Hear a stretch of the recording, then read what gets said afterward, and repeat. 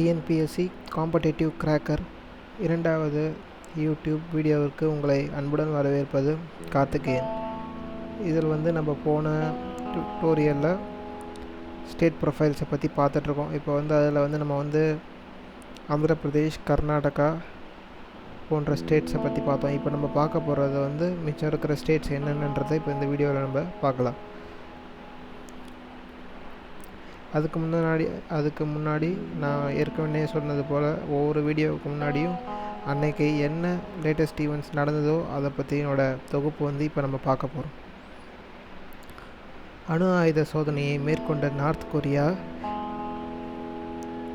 இப்போது அமெரிக்கா கூட பேச்சுவார்த்தைக்கு ஈடுபட முன் வந்திருக்காங்க. இதற்கு அமெரிக்காவுடைய நேஷ்னல் செக்யூரிட்டி ஏஜென்சி அவரோட அஃபீஷியல் என்ன சொன்னாங்கன்னா, நார்த் கொரியா முதல்ல தன்னுடைய அணு ஆயுத சோதனையை கைவிடணும். அது மட்டும் இல்லாமல் யுனைடெட் நேஷன்ஸ் செக்யூரிட்டி கவுன்சில் அதில் இருக்கிற ரூல்ஸ் அண்ட் ரெகுலேஷன்ஸை ஃபாலோ பண்ணால் தான் நார்த் கொரியாவோட பேச்சுவார்த்தைக்கு முன் வருவோன்ட்டு யுனைடெட் நேஷன்ஸ் ஆர்கனைசேஷனோட தலைவர் பான் கி மூன் தெரிவிச்சிருக்காரு. 2009ஆம் ஆண்டு பிரிட்டனில் நடைபெற்ற G20 மாநாட்டில் வந்த தலைவர்களின் தொலைபேசி மற்றும் இணையதள முகவரிகளை பிரிட்டனை சேர்ந்த அரசு அதிகாரிகள் உளவு பார்த்ததா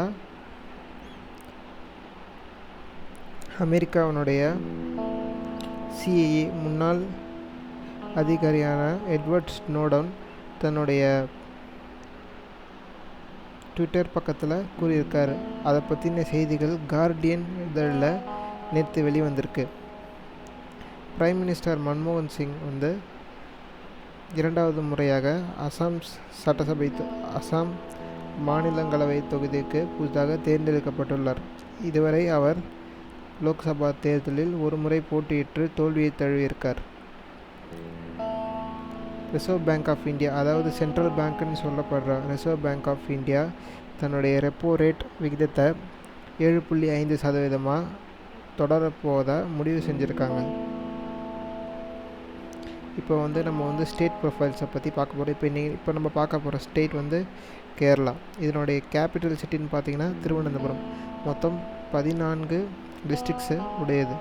நிக்கில் குமார் என்றவர் தான் இதனுடைய governor. Oommen Chandy Indian National காங்கிரஸை சேர்ந்தவர். 2011ஆம் ஆண்டிலிருந்து முதலமைச்சராக உள்ளார். என்னுடைய அனிமல்னு பார்த்திங்கன்னா Indian elephant, bird, great hornbill, flower, golden shower tree flower. இதனுடைய மரம்னு பார்த்திங்கன்னா கோகனட் ட்ரீ. இதை கேரளாவை ஸ்பைஸ் கார்டன் சொல்லுவாங்க.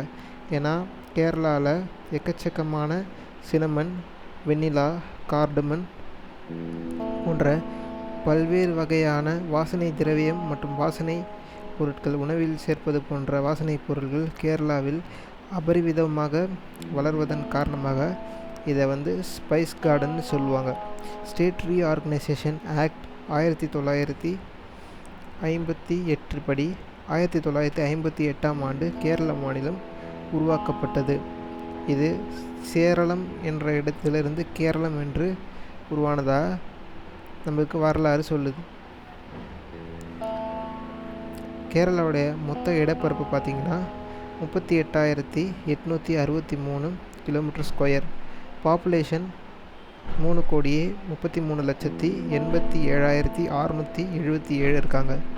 பாப்புலேஷனை பொறுத்த மட்டும் 12வது இடத்துலையும், ஏரியா வைஸ் அதாவது டோட்டல் ஏரியா கணக்கில் 21வது இடத்துலையும் இருக்காங்க.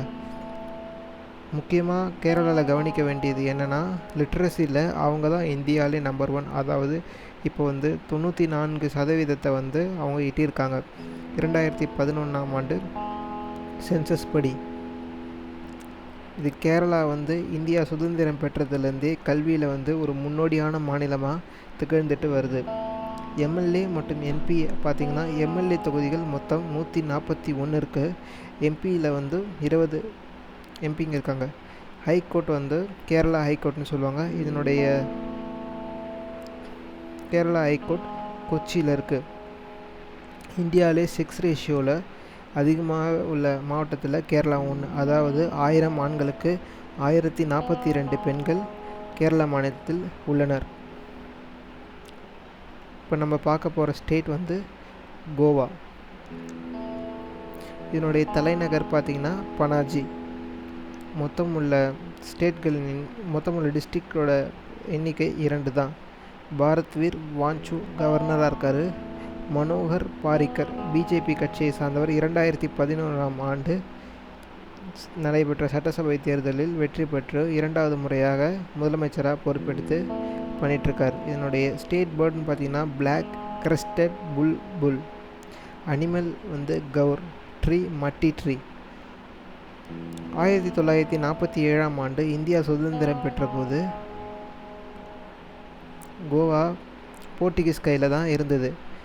எவ்வளோ முறையும் போர்ச்சுகீஸ் கிட்ட இந்தியாவை விட்டு வெளியேறுமாறு இந்திய அரசு வந்து கேட்டுக்கொண்டது. ஆனால் அதுக்கு போர்ச்சுகீஸ் வெளியேற மாட்டோன்ற கட்டாயத்தில் இருந்தது. இறுதியாக 1961ஆம் ஆண்டு இந்தியன் ஆர்மி ஆப்ரேஷன் விஜய்னு ஒன்று நடத்தி போர்ச்சுகீஸ் வீரர்களை மற்றும் போர்ச்சுகீஸ் கவர்மெண்ட்டை கோவாலேருந்து எடுத்து இந்திய கவர்மெண்ட் 1987ஆம் ஆண்டு கோவா ஸ்டேட்டை உருவாக்குச்சு.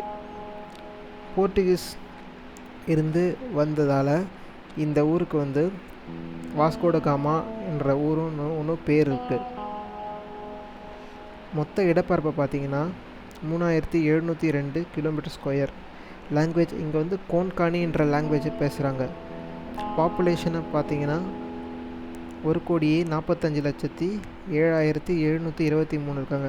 பாப்புலேஷனை பொறுத்த வரைக்கும் இந்தியாவில் 28 மாநிலங்களில் 25வது இடத்தில் உள்ளது. லிட்ரஸி ரேட்டு 87% இருக்குது. 3வது இடத்துல இருக்காங்க.